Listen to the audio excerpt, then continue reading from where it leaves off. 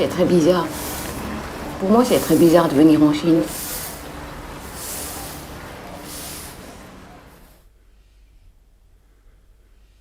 En 2004, ma mère a pris sa retraite et à ce moment-là, des voisins lui ont posé la question, est-ce que vous allez retourner en Chine? Et en fait, elle a jamais vécu en Chine puisqu'elle a toujours vécu à Fribourg et ça l'a vraiment énervé enfin, que les voisins lui posent cette question. En fait, elle a quand même d'origine chinoise, mais à ce moment-là, elle ne connaissait pas vraiment ses origines et ne connaissait pas vraiment pourquoi son père l'avait laissée en Suisse. Elle a commencé à poser des questions à droite à gauche, à interroger son frère à Genève, et ensuite, elle a commencé à rédiger ses mémoires. Et de ces mémoires, je me suis dit qu'on pouvait éventuellement en faire un film, parce que ça parlait pas uniquement de l'histoire de ma propre famille, ça parlait aussi d'une période assez sombre de l'histoire de la Chine, qui a été rarement racontée de cette manière-là, de manière aussi intime et proche par rapport à une histoire familiale beaucoup plus large. À partir des écrits de ma mère, j'ai moi-même été interroger mes oncles en Chine, avec ma mère bien sûr, la demi-sœur de ma mère, et c'est là que je me suis rendu compte vraiment de la force et du côté aussi très émotionnel et très intimiste de cette histoire de famille qui est plutôt universelle et qui parle à tout le monde. C'était compliqué au début de la convaincre parce qu'elle voulait pas vraiment qu'on parle des aspects difficiles, des côtés difficiles de l'histoire. Il y a beaucoup de choses que ma mère n'admettait pas, c'est-à-dire cette histoire d'une sorte d'abandon au sein de cette famille suisse de l'évêque de Fribourg. Pour elle, c'est pas vraiment un abandon. Les raisons qu'elle invoque sont des raisons historiques, et c'est ces raisons historiques que j'essaie d'explorer à travers ce film.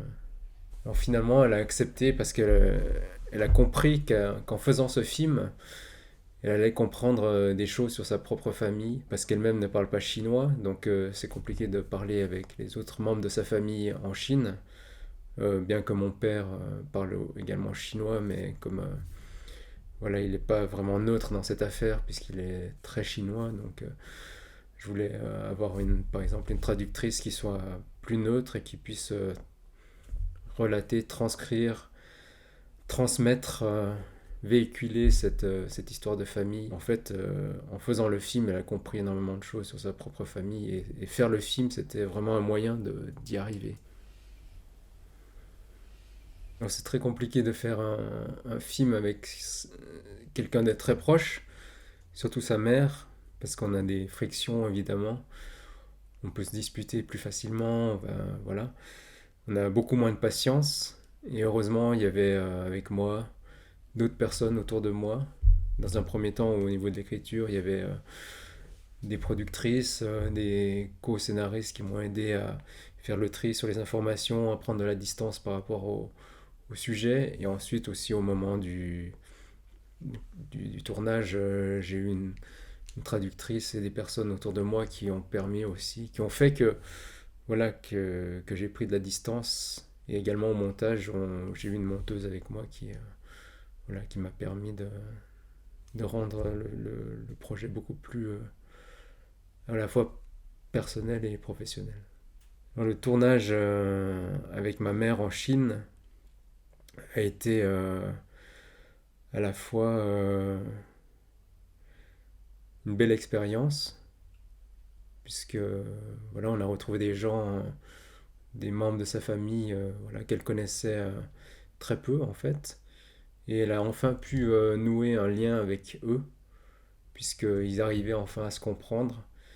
Et je pense qu'elle a découvert véritablement à ce moment-là des vraies personnes à travers ces gens de sa propre famille. Elle a compris ce qu'ils ont enduré durant les dures années de la révolution culturelle, par exemple. Pendant toutes ces années d'absence, elle a compris voilà, qui pensaient à elle, voilà, qu'elle était présente dans leur vie, en fait. Bien plus qu'elle n'imaginait. Je pense que c'est important de savoir d'où l'on vient, d'où sont les blessures familiales, et comment les gens ont réagi ou pas à certaines choses importantes de leur vie, souvent ce qu'ont vécu les ancêtres, les parents, voilà, se projettent indirectement sur la vie de leurs enfants, puisque ma mère a été donc élevée par une autre famille, et évidemment ça a une incidence sur la manière dont elle m'a élevé, et dont moi je vais élever mes propres enfants.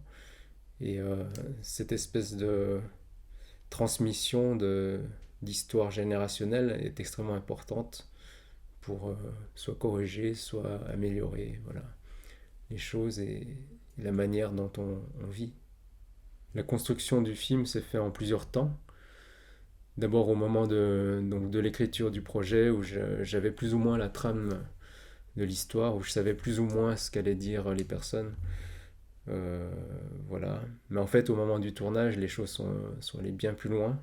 J'imaginais pas que le voyage allait être aussi émotionnel pour les uns et les autres. Et, euh, et comment les liens, en fait, sont tissés de manière très forte. En fait, le moment le plus fort dans ce tournage, ça a été la scène à la fin du film, qui est la scène de la cuisine où le demi-frère de ma mère raconte ce qu'il a réellement vécu et en fait on comprend toute l'histoire et toute la douleur de cette famille, du père qui est parti, qui n'est jamais revenu et tout se dénoue à ce moment-là, à la fois pour le spectateur, pour moi qui étais présent, pour ma mère.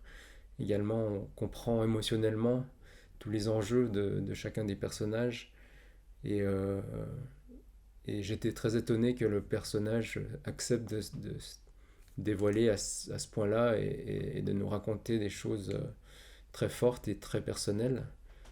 Parce qu'en Chine, les sentiments, les opinions personnelles sont des choses de l'ordre du privé, donc ne se dévoilent pas en public. Et c'était d'autant plus difficile d'avoir ce type de moment. Et donc c'était un moment très fort au moment du tournage. Et c'est pour ça que dans le film, ce moment-là est quasiment retranscrit de manière en temps réel. Il y a très peu de coupes.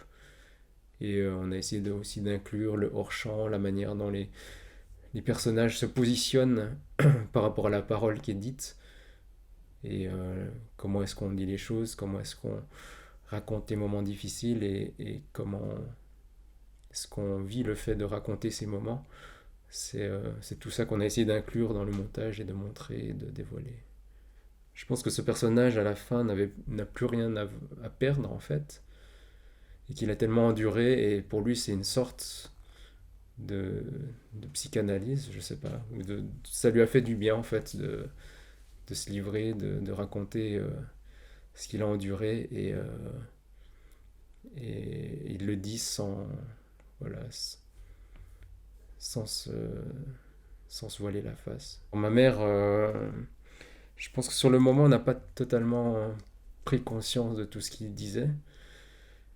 Mais après coup, elle m'a dit, après cette scène, elle m'a dit, ah, qu'elle s'était pas rendu compte que Yuan donc avait vécu tout ça et qu'il était aussi sensible et qu'il était voilà. Donc je pense qu'elle a vu vraiment elle a vu vraiment qui était son demi-frère.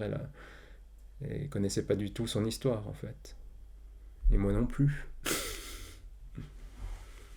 Mm. Mais c'est quand on a affaire en fait à ce type de témoignage, on reste sans voix et on ne peut que voilà, remercier le courage en fait de cette personne, de s'être livrée ainsi.